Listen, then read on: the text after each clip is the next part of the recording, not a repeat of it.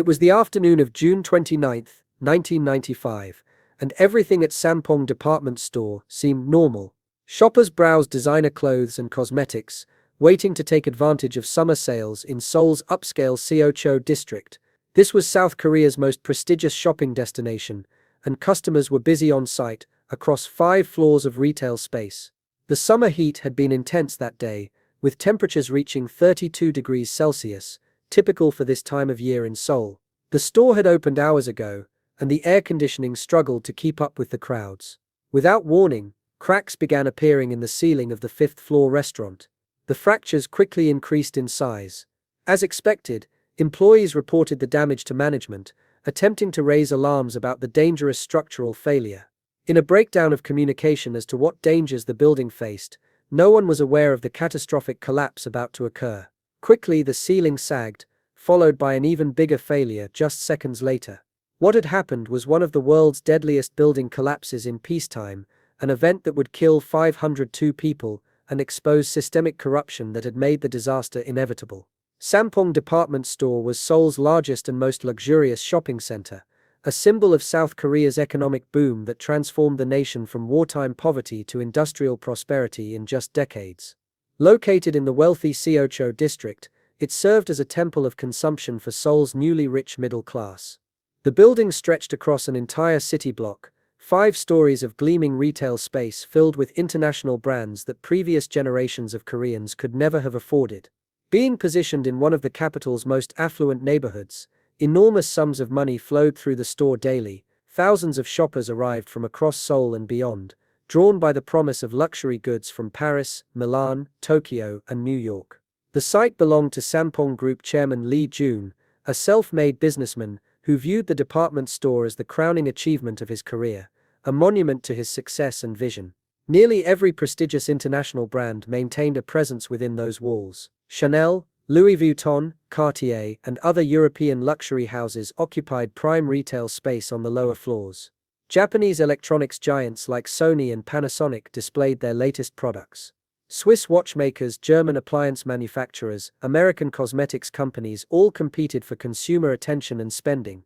The store became more than just a shopping destination. It was a symbol of South Korea's arrival on the world stage, proof that this small nation that had been devastated by war just 40 years earlier could now afford the finest luxuries the world had to offer. Revenue flowed in torrents, generating billions of won annually for Joon and his investors. The building that would become this retail palace began its existence with a completely different purpose. In 1987, Joon conceived a plan to construct a residential apartment complex on the Seoul district site. He commissioned Woosun Construction, a reputable architectural firm, to design a conventional multi-story apartment building that would house numerous residential units across several floors. The architects drew up plans for a standard residential structure. The foundation was calculated and designed according to residential building standards, engineered to support the relatively light loads that apartment buildings typically impose. Construction permits were duly obtained from Seoul city government, based entirely on these residential specifications. Concrete was poured for the foundation. Steel reinforcement was placed according to residential building requirements. Vertical columns began rising from the foundation, spaced and sized to support an apartment building. Then, partway through construction, Joon changed his mind about the entire project. Conversations with business advisors convinced him that constructing a luxury department store would generate far more profit than renting or selling residential units. The steady but modest rental income from apartments simply couldn't compare to the enormous daily revenue that a well-positioned luxury department store could produce from thousands of customers making purchases every single day. It was a business decision that made perfect financial sense on paper.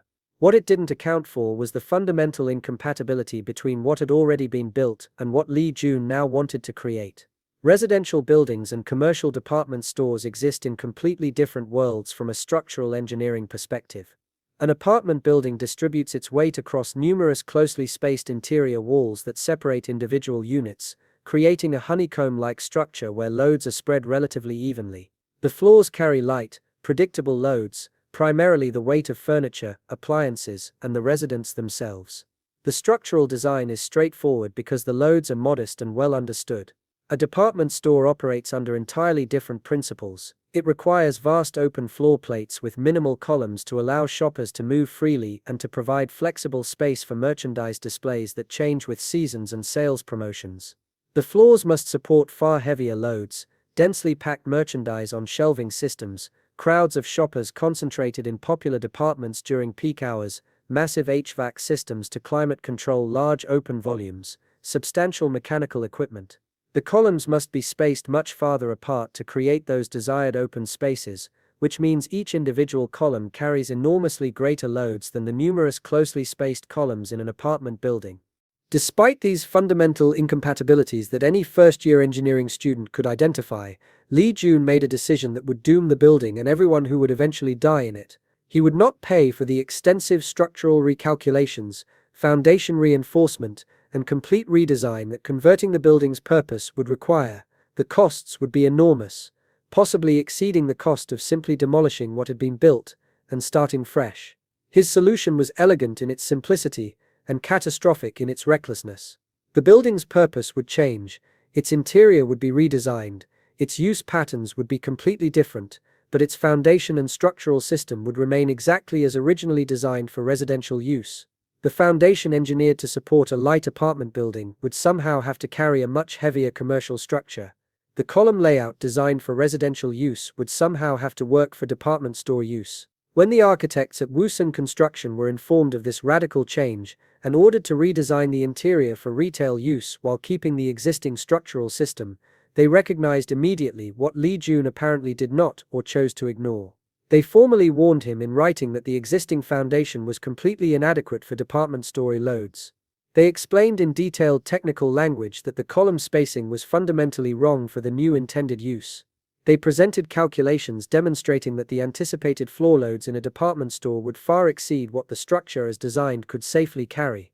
They stated clearly and unambiguously that the proposed conversion violated basic structural engineering principles, building codes, and professional ethics. They warned that proceeding without a complete structural redesign would create a building that was inherently unsafe. Joon's response was swift and final. He fired Woosun Construction in its entirety and hired a different contractor, one willing to execute his vision without raising inconvenient objections or demanding expensive structural modifications. This established a pattern that would repeat throughout the project's construction phase. Every time a structural engineer raised concerns about safety, they were immediately terminated and replaced. Every time an architect questioned the building code violations, they found themselves unemployed. Every time a construction supervisor expressed reservations about dangerous practices, they were reassigned or fired. Joon systematically created an environment where raising safety concerns was a guaranteed path to losing one's job, ensuring that the project could proceed without the delays and expenses that proper engineering oversight would have imposed. It was a comprehensive system for building a death trap while maintaining enough plausible deniability that no single fired professional could later claim to have seen the full picture of violations.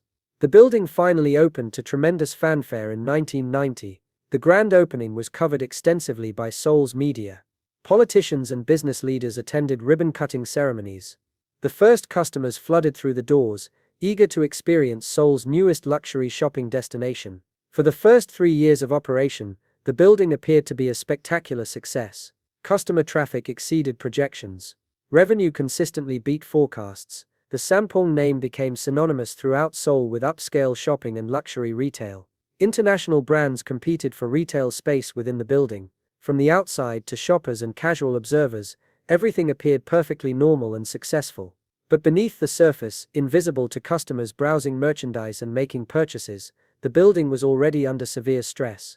The foundation that had been designed for a lighter residential building was being compressed under loads it had never been intended to carry. Columns were bending slightly under stress concentrations. Floor slabs were deflecting more than engineering standards considered acceptable. None of these problems were immediately visible or obvious to untrained eyes, but they existed from day one, slowly accumulating stress and damage with every passing day of operation. Then, in 1993, 3 years after the building opened, Joon made another decision that would accelerate the building's march toward catastrophic failure. The original design had included 4 floors of retail space. 4 floors had proven enormously profitable. The logical conclusion, from Joon's business perspective, was that a 5th floor would generate even more revenue. The fact that the building had never been designed to support a fifth floor was an engineering detail that could surely be worked around. Never mind that adding an entire floor worth of structural load to a building already stressed beyond its design capacity was engineering insanity. Never mind that every column, every floor slab, every foundation element would have to carry additional loads they had never been designed to support.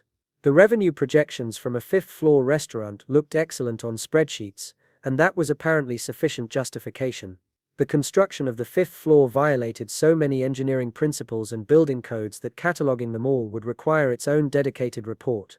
The floor was added without any foundation reinforcement whatsoever. No additional columns were installed to help distribute the increased loads. The existing columns, already carrying more weight than they had been designed for, now had to support an entire additional floor.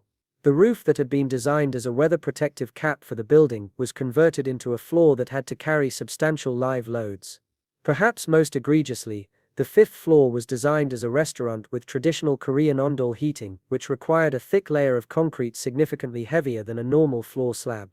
This ondol floor created a massive concentrated load that the building had never been engineered to support.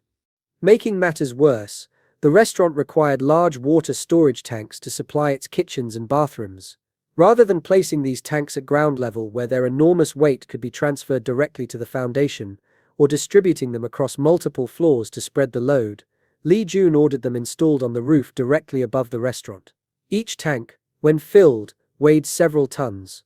Multiple tanks were installed, creating a concentrated point load of dozens of tons on a roof structure never designed to carry anything beyond its own weight, some mechanical equipment and snow loads.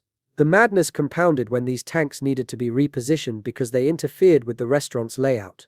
Instead of using jacks or other proper lifting equipment to slide the tanks across the roof, workers simply dragged them. The friction and forces involved in dragging multi-ton water tanks across the roof caused immediate visible damage to the roof structure, cracking concrete and bending reinforcement bars. From 1993 onward, the building existed in a state of continuously increasing structural distress. The columns compressed further under the added loads.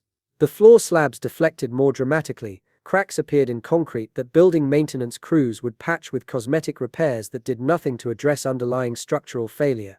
The building was crying out warnings that it was being pushed beyond its limits, but Joon and his management team interpreted every symptom as a minor maintenance issue rather than evidence of impending catastrophic failure. When cracks appeared in walls, they were plastered over. When floor tiles cracked from the deflection of floor slabs beneath them, new tiles were installed. When elevator operators reported that elevator doors were jamming because the building was deforming and the elevator shafts were no longer perfectly vertical, the elevator cars were adjusted rather than investigating why the building was distorting. Every warning sign was treated as a cosmetic problem rather than a symptom of structural failure. The morning of June 29, 1995, brought the first undeniable indication that something was catastrophically wrong. Employees arriving to prepare the fifth-floor restaurant for the lunch rush noticed that cracks had appeared in the ceiling overnight. Not small cosmetic cracks that could be dismissed as normal building settlement. Large structural cracks that were visibly growing. The cracks spread across the ceiling like a spider web, with new fractures appearing even as employees watched. Some of the cracks were wide enough to insert a finger into. Concrete dust drifted down from the damaged ceiling. The deformation was severe enough that light fixtures were hanging at odd angles and ceiling tiles were buckling. The restaurant employees, understandably alarmed by ceilings that appeared ready to collapse on their heads, immediately reported the damage to building management.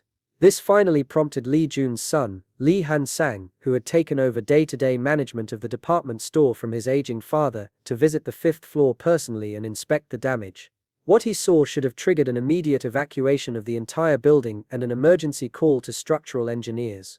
The ceiling was obviously failing. The cracks were dramatic and growing. Any reasonable person would recognize that a ceiling extensively cracked and visibly sagging is a ceiling about to collapse.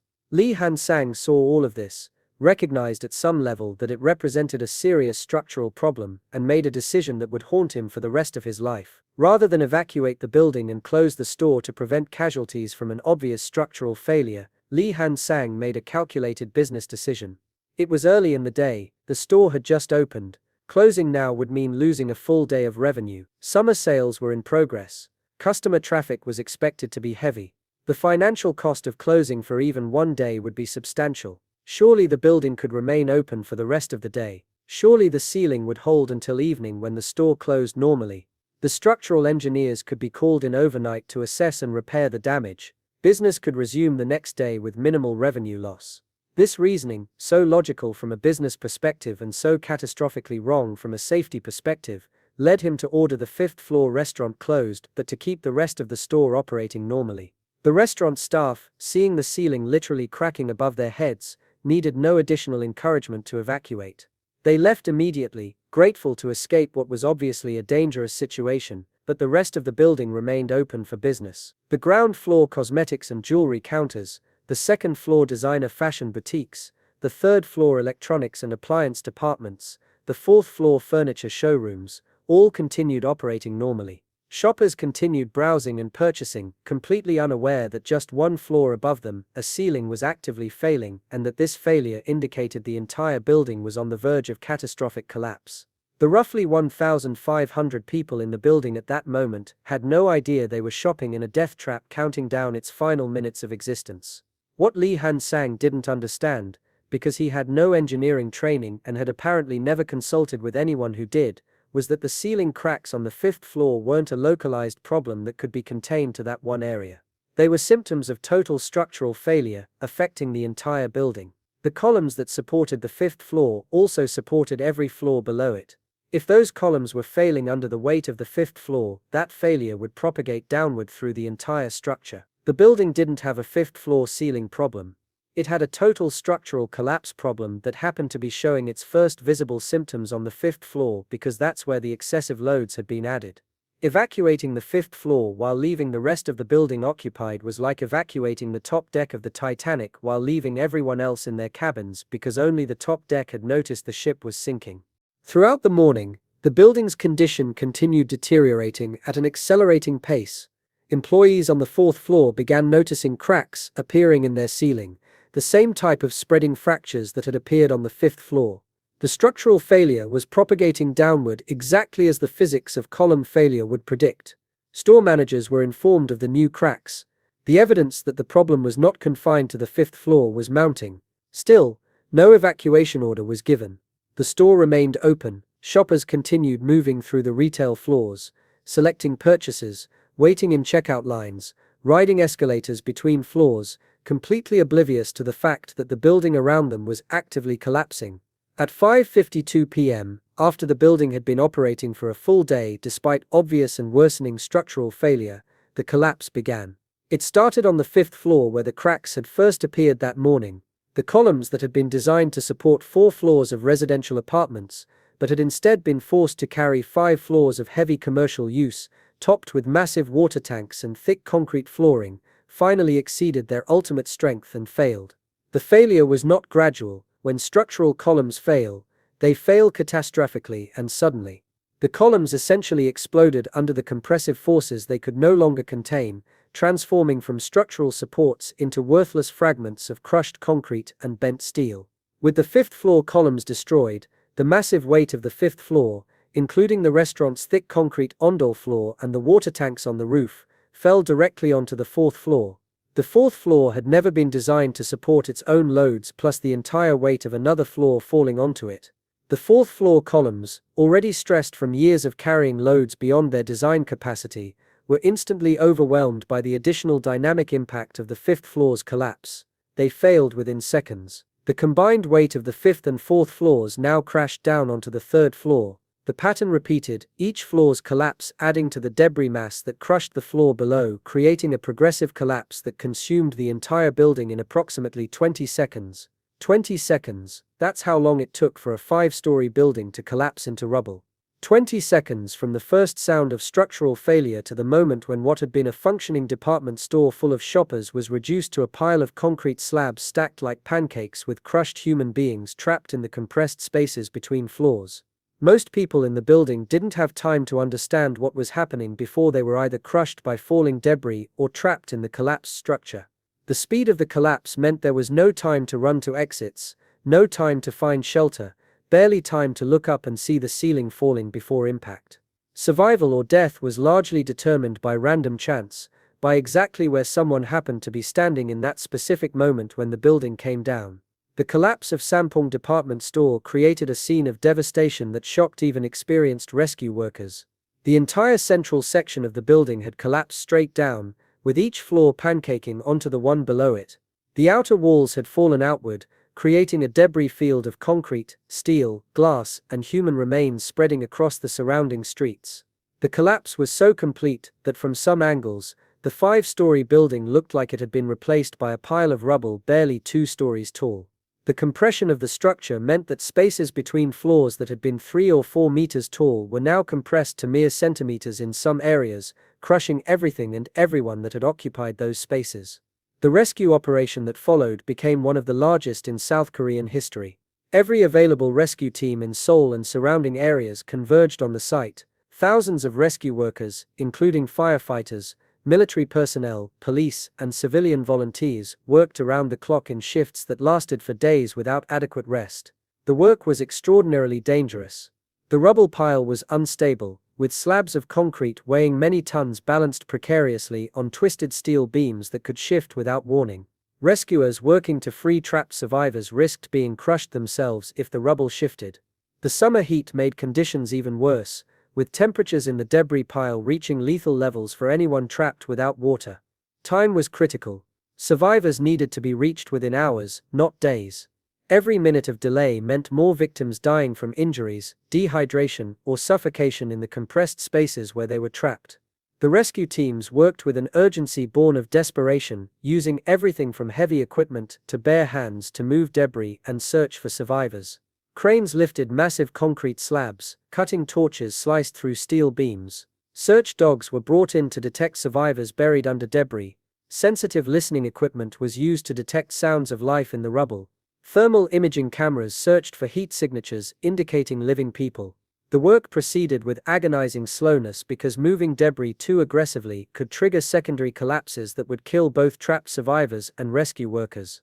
Each piece of rubble had to be carefully assessed before removal to ensure it wasn't providing critical support, preventing another collapse. The first survivor was pulled from the rubble within hours of the collapse. Then another. Then dozens more in the first day. Each rescue was celebrated as a small victory against the catastrophe. But for every survivor found alive, many more were found dead, crushed by the forces of the collapse or dead from injuries sustained when the building came down. The death toll mounted steadily as rescue workers dug deeper into the debris. The bodies recovered told the story of ordinary people engaged in ordinary activities when disaster struck. Shoppers still clutching purchases they had just made. Restaurant diners with food still on the tables that had crushed them. Store employees at their sales counters.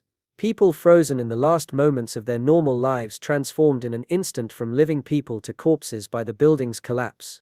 As days passed, the focus shifted from rescue to recovery. The realistic hope of finding survivors diminished as the timeline stretched beyond what most people could survive without water, medical care, or rescue from crushed positions. The work continued, but increasingly it was about recovering bodies to return to families rather than saving lives. The final survivor was rescued on July 16, 17 days after the collapse. Park Seung-hyun, a young woman who had been shopping in the store, had survived in an air pocket sustained by some miracle of the collapse's geometry. She had gone 17 days without food, with only rainwater that had seeped into her prison to keep her alive. Her rescue, broadcast live on television, provided a moment of hope and joy amid the ongoing tragedy, but she was the last. After 17 days, no more survivors would be found. The final death toll stood at 502 people killed and 937 injured. Among the dead were 104 firefighters and rescue workers who had been killed during the rescue operation by secondary collapses and unstable debris. These brave men and women had died trying to save others, crushed by the same building that had killed the shoppers they were trying to rescue. Their deaths added another layer of tragedy to a disaster that was already incomprehensible in its scope. The youngest victim was a 3-year-old child. The oldest was an 80-year-old woman. 502 individuals who had woken up that morning expecting a normal day of shopping or work, who had made plans for the evening and the days ahead, who had families waiting for them to come home. All dead because a building owner had decided that structural engineering was an inconvenient expense that could be ignored in pursuit of profit. The investigation that followed revealed the full extent of the negligence and corruption that had created the disaster. Investigators discovered the original residential building plans and compared them to what had actually been built. They found the warnings from Woosung Construction that had been ignored. They uncovered the unauthorized fifth-floor addition. They documented the roof water tanks that should never have been installed in that location. They interviewed the engineers who had been fired for raising safety concerns. They examined the bribed city officials who had approved building permits they should have denied. The evidence painted a picture of systematic disregard for building safety, public welfare, and professional ethics in pursuit of maximizing profit and minimizing costs. Lee Joon and his son Lee Hun-sang were arrested and charged with criminal negligence. The trial became a national obsession, broadcast daily as prosecutors presented evidence of the decisions that had killed 502 people. Lee Joon's defense attempted to argue that he had relied on professional advisors who had assured him the building was safe, but the fired engineers testified about his pattern of dismissing anyone who raised safety concerns. His son's decision to keep the store open on the day of the collapse despite obvious evidence of structural failure was presented as the final fatal decision in a long chain of negligent choices. Both were convicted. Lee Joon received a 10.5-year prison sentence for criminal negligence causing death. Lee Hun-sang received 7 years for his decision to keep the store open despite the warning signs. The guilty verdict brought some measure of justice, though no sentence could bring back the dead or heal the traumatized survivors. Lee Joon's 10.5-year prison sentence was seen by many as inadequate for the magnitude of death his decisions caused, but it sent a clear message that corporate negligence resulting in mass casualties would be punished criminally. The 17 people convicted in connection with the collapse received sentences ranging from suspended sentences to Lee Joon's 10.5 years. His son Lee Hun-sang received 7 years for his decision to keep the store open despite obvious structural failure. Seoul city officials who had accepted bribes to overlook building code violations received sentences of 3 to 5 years each. The architect who had redesigned the building without proper structural recalculations received 5 years. The contractor who had executed the unauthorized fifth-floor addition received 4 years. Engineers who had approved unsafe modifications received varying sentences. The breadth of convictions demonstrated that responsibility extended throughout the entire chain, from the ultimate decision-maker down to those who had implemented or approved his dangerous decisions. Beyond the criminal convictions, civil lawsuits brought by victims and their families resulted in substantial financial judgments against Lee Joon Sampong Group and various other defendants. Insurance companies initially attempted to deny coverage, arguing that criminal negligence voided policies, leading to additional litigation that lasted years. Many victims and families received compensation, though no amount of money could truly compensate for lives lost or permanently damaged. The psychological toll on survivors extended far beyond physical injuries. Many developed severe PTSD, unable to enter large buildings or department stores without experiencing panic attacks. Some couldn't ride elevators or climb stairs above the second floor. Marriages fell apart under the strain of trauma. Careers ended because survivors couldn't function in normal work environments. Children who survived grew up with nightmares and anxiety disorders. A support group for Sampong survivors met regularly for over a decade, providing a space where people who had experienced the unimaginable could support each other through the long process of healing and rebuilding their lives. The families of the firefighters and rescue workers who died became particularly vocal advocates, pushing for improved training, equipment, and safety protocols for emergency responders. Their advocacy led to significant reforms in how South Korea's fire departments handle building collapse emergencies, including better communication systems, improved structural assessment training, and stricter protocols for entering unstable structures. The young firefighters who died, many just 18 or 19 years old with minimal training, became symbols of both heroism and the systemic failures that had sent them into a collapsing building without adequate preparation or information about what they were facing. The economic impact extended beyond the immediate costs of rescue, recovery, and compensation.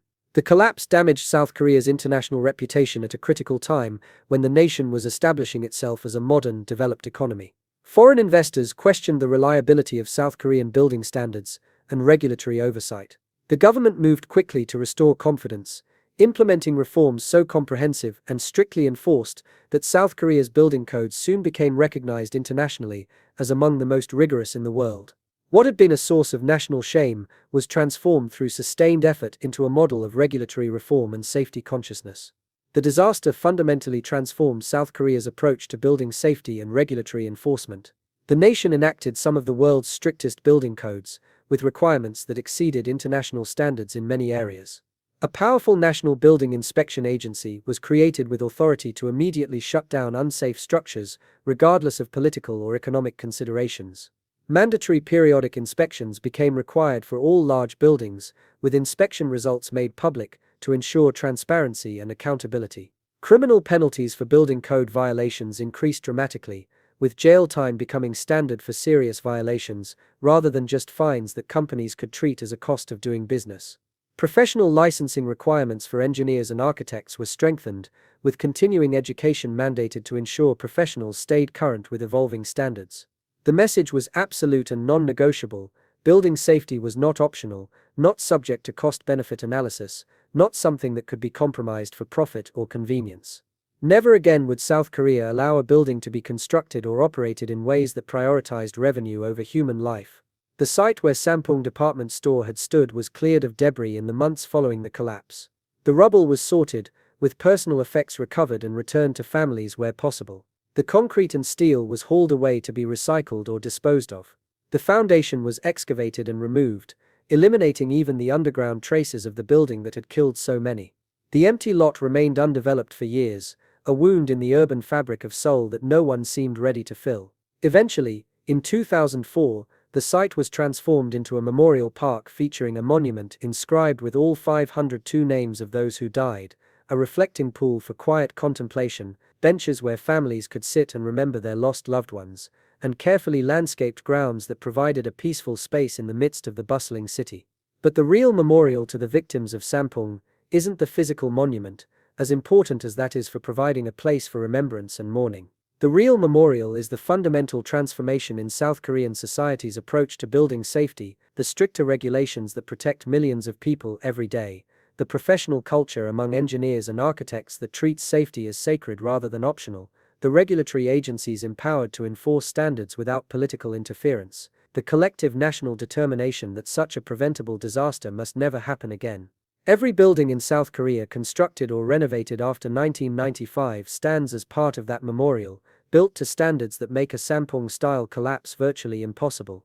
The engineers who carefully calculate structural loads, the inspectors who verify compliance with codes, the officials who enforce regulations, the professionals who refuse to compromise safety for profit or convenience, all are honoring the memory of those 502 people who died because previous generations had not maintained those standards. Today, Sampung remains a cautionary tale taught in engineering schools worldwide, studied alongside other catastrophic failures like the Hyatt Regency walkway collapse, the Quebec Bridge disaster, and the Tacoma Narrows Bridge failure. It appears in textbooks as an example of progressive collapse and the importance of adequate structural design. It's analyzed in professional ethics courses as a case study in what happens when professionals fail to uphold their responsibility to protect public safety.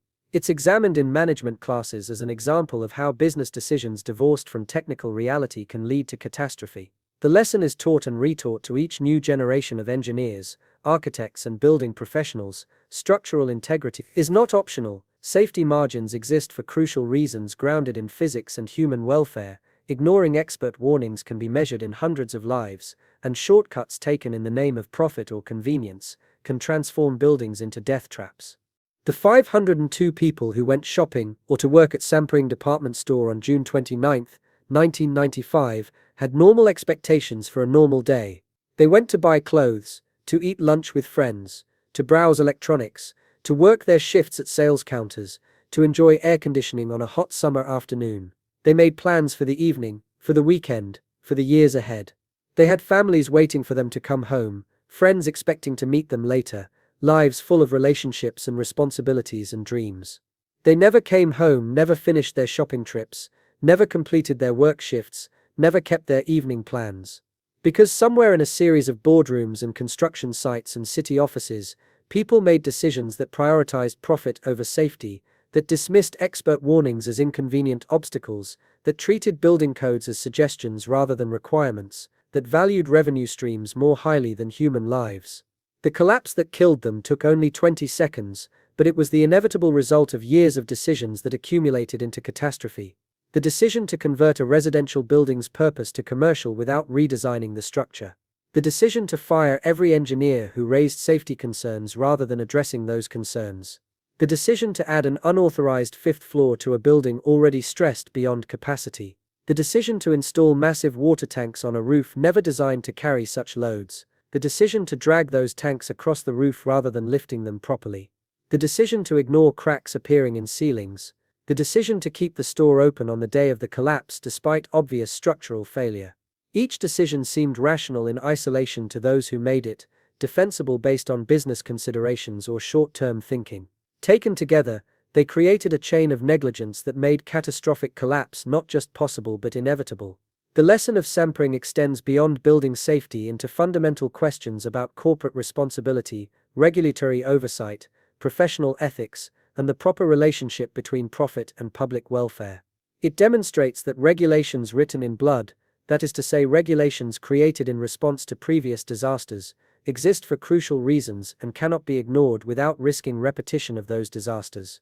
It shows that professional warnings should be heeded rather than dismissed, that engineers who raise safety concerns are protecting lives rather than obstructing business, that the short-term costs of doing things properly are infinitesimal compared to the long-term costs of catastrophic failure. It proves that corruption undermines not just abstract notions of good governance, but concrete physical safety, that bribes paid to overlook building code violations are down payments on future disasters, that political connections used to circumvent regulations are essentially weapons being aimed at innocent people who will suffer the consequences. The families of the victims, the survivors who still bear physical and psychological scars, the rescue workers who witnessed horrors they can never forget, the society that had to confront its failures in allowing such a preventable disaster to occur, all carry forward the burden of remembering and the responsibility of ensuring those deaths meant something.